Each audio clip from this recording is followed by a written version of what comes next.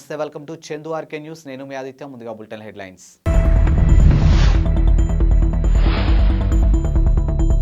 మహారాష్ట్రలో deputy CM సమక్షంలో police అధికారిని చెంపదెబ్బ కొట్టిన బీజేపీ ఎమ్మెల్యే. పాక్లో సార్వత్రిక ఎన్నికల వాయిదా.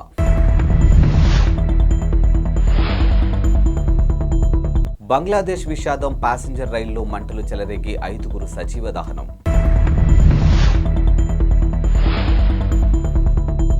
మహారాష్ట్రలోని పూణే శుక్రవారం షాకింగ్ ఘటన వెలుగు చూసింది. ఇక నగరంలోని సానూన్ హాస్పిటల్లో జరిగినటువంటి కార్యక్రమంలో డిప్యూటీ సీఎం అజిత్ పవార్ సమక్షంలో బీజేపీ ఎమ్మెల్యే సునీల్ కాబ్లే దురుసుగా ప్రవర్తించారు. ఇక పోలీసు సిబ్బందులతోని ఓ అధికారిపై ఆయన చేయి చేసుకున్నారు. సహనం కోల్పై చెంపదెబ్బ కొట్టారు. ఇందుకు సంబంధించినటువంటి వీడియో సోషల్ మీడియాలో వైరల్గాను మారింది. కార్యక్రమం ముగిసిన తర్వాత సునీల్ కాబ్లే వేదిక నుంచి బయలుదేరిన సమయంలో ఈ ఘటన జరిగింది. ఇక వేదిక దిగుతున్న క్రమంలో నిలబడి ఉన్న పోలీస్ సిబ్బందిపై కోపంతో ఉద్దేశపూర్వకంగా చెంపదెబ్బ కొట్టడంతో వీడియోలో స్పష్టంగానూ కనిపించింది. ఈ ఘటన జరిగిన సమయంలో డిప్యూటీ సీఎం అజిత్ పవార్ వేదికపైనే ఉన్నారు.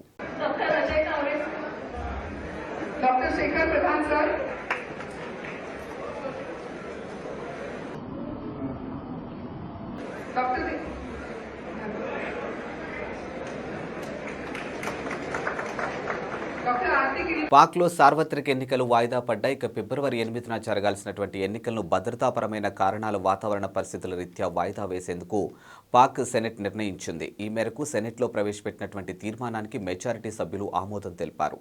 ఇక సెనేటర్ దిలావర్ ఖాన్ ఈ తీర్మానాన్ని ప్రవేశపెట్టగా సమాచార శాఖ మంత్రి ముర్తాజా సొలంగి పిఎంఎల్ సెనేటర్ ఆప్షన్ ఉల్లాంగ్ దీన్ని వ్యతిరేకించారు. ఇక ప్రజలకు రాజ్యాంగం ఓటు హక్కు కల్పించిందని, స్వేచ్ఛాయుత వాతావరణంలో ఎన్నికలు నిర్వహించాల్సి ఉందని తీర్మానంలో ప్రస్తావించారు.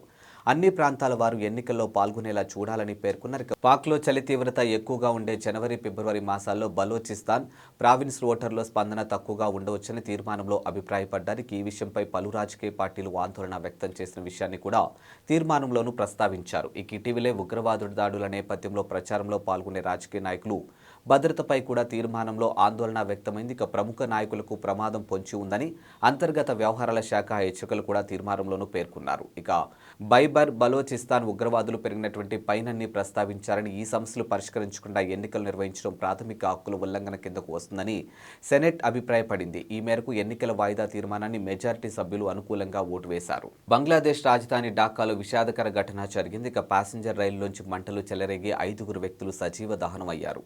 ఇక బైసోర్ నుంచి రాజధాని ఢాకాకు చేరుకున్నటువంటి బైనాపోల్ ఎక్స్ప్రెస్లో ఒక్కసారిగా మంటలు చెలరేగడంతో ఈ ప్రమాదం జరిగింది. కనీసం 4 కోచ్లో మంటలు వ్యాపించాయని అగ్నిమాపక అధికారి రగ్బుల్ హసాన్ వెల్లడించారు. ఇక 5గురు చనిపోయారని, వారి మృతదేహాలను గుర్తించామని పోలీస్ కమాండర్ ఆల్ మెయిన్ మీడియాకు తెలిపారు. ఇక ఢాకాలోని ప్రధాన రైల్వే టెర్మినల్ గోపీబాగ్ వద్ద రైలులో మంటలు చెలరేగినట్లు ప్రత్యక్ష సాక్షులు చెబుతూ ఉన్నారు.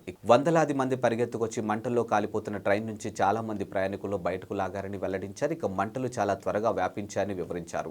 కాగా ఈ రైల్లో కొందరు భారతీయులు కూడా ఉన్నట్లు స్థానిక మీడియా రిపోర్టులు వెల్లడించాయి. జాతీయ ఎన్నికలను బహిష్కరించాలంటూ ప్రతిపక్షాల నిరసనలు తెలుపుతున్న సమయంలో జరిగిన ఈ ఘటనలో కుట్రకోణంపై పోలీసులు అనుమానాలు వ్యక్తం చేస్తూ ఉన్నారు.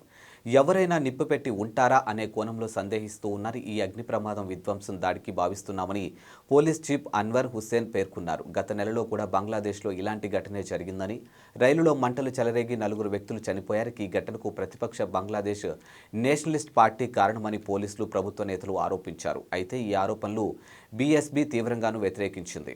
రాష్ట్ర మంత్రివర్గ సూచనల మేరకు గవర్నర్ వ్యవహరించాలని సర్వోన్నత న్యాయస్థానం తేల్చి చెప్పింది. ఇక మంత్రులను తొలగించే అధికారం గవర్నర్కు లేదని పేర్కొంది. తమిళనాడు మంత్రి వి సెంధిల్ తొలగింపు కేసులో మేరకు తీర్పు వెలువరించింది. ఇక రవాణా శాఖలో ఉద్యోగుల పేరిట నిరుద్యోగుల నుంచి భారీగా సొమ్ము వసూలు చేశారన్న ఆరోపణలపై మంత్రి సెంధిల్ బాలాజీని ఈడీ అధికారులు గత జూన్ 13న అరెస్ట్ చేశారు. దీంతో మంత్రిని కేబినెట్ నుంచి బర్తరఫ్ చేస్తూ గవర్నర్ ఆర్ఎన్ రవి ఆదేశాలు జారీ చేశారు. ఈ ఆదేశాలను మద్రాస్ హైకోర్టు పక్కన పెట్టింది. మంత్రి అరెస్ట్ అయ్యాక కూడా మంత్రివర్గంలో కొనసాగుతున్న సవాలు చేస్తూ ఎంఎల్ రవి అనే న్యాయవాది దాఖలు చేసిన పిటిషన్ను కోర్టు పరిగణలోకి తీసుకోలేదు. ఇక దీంతో సదరు న్యాయవాది సుప్రీంకోర్టును ఆశ్రయించారు. ఈ పిటిషన్పై విచారణ చేపట్టిన justice Abhay S Oka, justice Ujjal నేతృత్వంలో ధర్మస్థానం రవి వాదనలు తోసిపుచ్చింది. ఇక హైకోర్టు నిర్ణయంతో ఏకీభవిస్తున్నామని పేర్కొంది. ఇక ప్రాథమికంగా చూస్తే హైకోర్టు తీరు సరైందని, ఓ రాష్ట్ర మంత్రిని గవర్నర్ తనంతటి తానుగా బర్తరఫ్ చేయలేరు. ఇక రాష్ట్ర మంత్రివర్గం చేసే సిఫారసులకు అనుగుణంగా గవర్నర్ వ్యవహరించాలని కోర్టు స్పష్టం చేసింది. వచ్చే లోక్సభ ఎన్నికలకు అభ్యర్థులను ఎంపిక చేయడమే లక్ష్యంగా కాంగ్రెస్ పార్టీ కీలకంగా ముందడుగు వేసింది.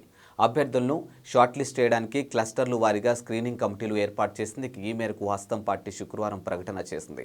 ఏఐసిసి ప్రధాన కార్యదర్శులు లేదా ఇన్ఛార్జీలు, పిసిసి అధ్యక్షులు, సిఎల్పి నేతలు, రాష్ట్ర లేదా కేంద్రపాలిత ప్రాంత ఇన్ఛార్జీలుగా ఉన్నటువంటి ఏఐసిసి కార్యదర్శులు ఈ స్క్రీనింగ్ కమిటీలో ఎక్స్ అఫీషియల్ సభ్యులుగా ఉంటారని కాంగ్రెస్ ప్రధాన కార్యదర్శి కేసీ వేణుగోపాల్ ప్రకటించారు.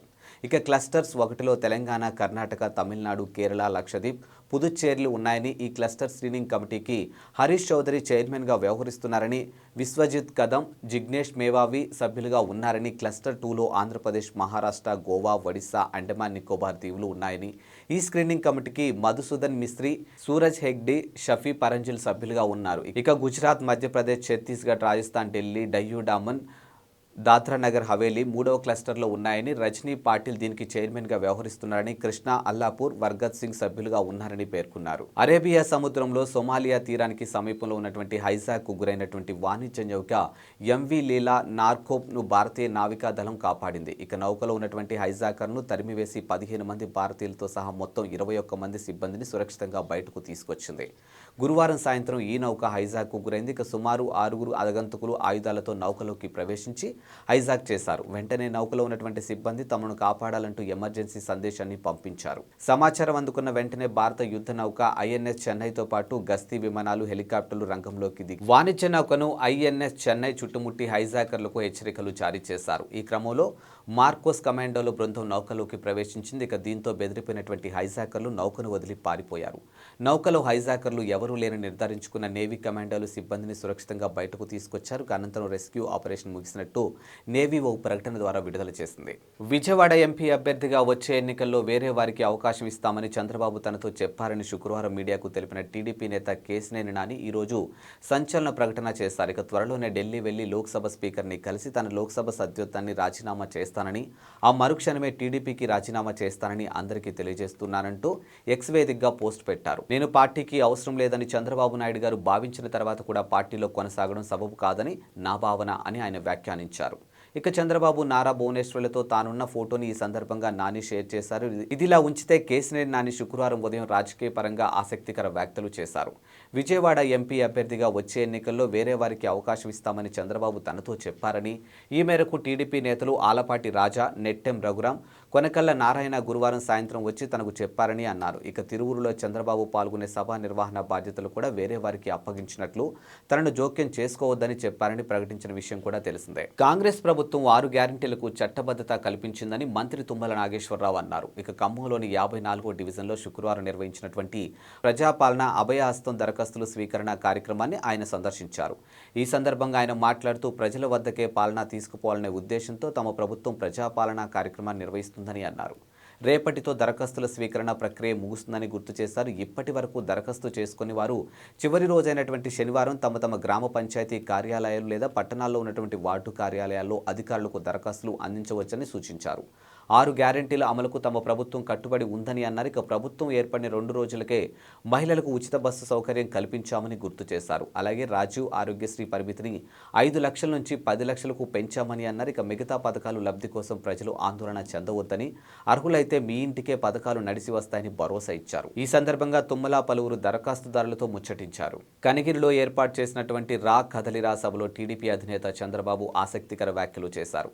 ఇప్పుడు కొత్త విధానానికి తాను శ్రీకారం చుట్టానని వెల్లడించారు. ఇక తనతో సహా ప్రస్తుతం ఉన్నటువంటి టీడీపీ ఎమ్మెల్యేలు అందరిపైన ప్రజాభిప్రాయం తీసుకుంటున్నానని తెలిపారు. ఇక నేను బాగా పనిచేస్తున్నాను, మీకు అందుబాటులో ఉంటున్నాను, నేను మీ ఎమ్మెల్యేగా ఉండాలో వద్దో చెప్పండి అంటూ నా నియోజకవర్గ ప్రజలకు ఒక ఐవీఆర్ఎస్ సందేశం పంపించి అభిప్రాయాలు సేకరిస్తున్నామని వివరించారు. ఇక దీనివల్ల సరైన నాయకత్వం వస్తుందని, బాధ్యత కలిగిన నాయకులు వస్తారని, సమర్థవంతమైన నేతలు వస్తారని తెలిపారు. ఇక దీనిపైన ప్రజలు కూడా ఎప్పటికప్పుడు సమాచారం అందిస్తుండాలని చంద్రబాబు కోరారు.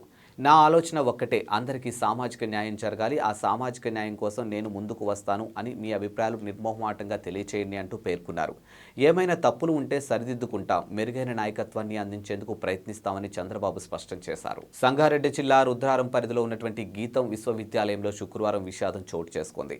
ఎం రేణుశ్రీ అనే బీటెక్ విద్యార్థిని కాలేజ్ ప్రాంగణంలో ఆత్మహత్య చేసుకుంది. ఇక శుక్రవారం సాయంత్రం 4 గంటల సమయంలో భవనం 5వ అంతస్తు ఎక్కిన రేణుశ్రీ ఎవరినో ఫోన్తో మాట్లాడుతూనే ఒక్కసారిగా పైనుంచి కిందికి దూకింది. ఇక దీంతో ఆమె చనిపోయింది. రేణుశ్రీ హుటాహుటిన స్థానిక ఉన్నటువంటి ఓ ప్రైవేట్ ఆసుపత్రికి తరలించినప్పటికీ ఫలితం దక్కలేదు. అప్పటికే ఆమె చనిపోయినట్లు వైద్యులు నిర్ధారించారు. కాగా ఈ ఘటనపై యూనివర్సిటీ యాజమాన్యం వెంటనే పటాన్చెరువు పోలీసులకు సమాచారం అందించింది. కేసు నమోదు చేసిన పోలీసులు రేణుశ్రీ మొబైల్ ఫోన్ను స్వాధీనం చేసుకున్నారు. ఇక దర్యాప్తు మొదలుపెట్టినట్టు వెల్లడించారు. ఇక హత్యకు గల కారణాలు తెలుసుకునేందుకు ప్రయత్నిస్తున్నామని వెల్లడించారు. కాగా హైదరాబాద్ కుకట్పల్లిలో ఉన్నటువంటి శిల్పా బృందావన్ కాలనీలో ఎల్లమ్మ బండకు చెందినటువంటి ఎం రేణుశ్రీ బీటెక్ మొదటి సంవత్సరం చదువుతుంది. ఆమె ఆత్మహత్య పట్ల తల్లిదండ్రులు, తోటి విద్యార్థులు కన్నీరు మున్నీరవుతున్నారు. ఇవి వాల్టి బులెటిన్ అప్డేట్స్. మరో బులెటిన్తో మళ్ళీ కలుద్దాం. అంతవరకు సెలవు. నమస్కారం.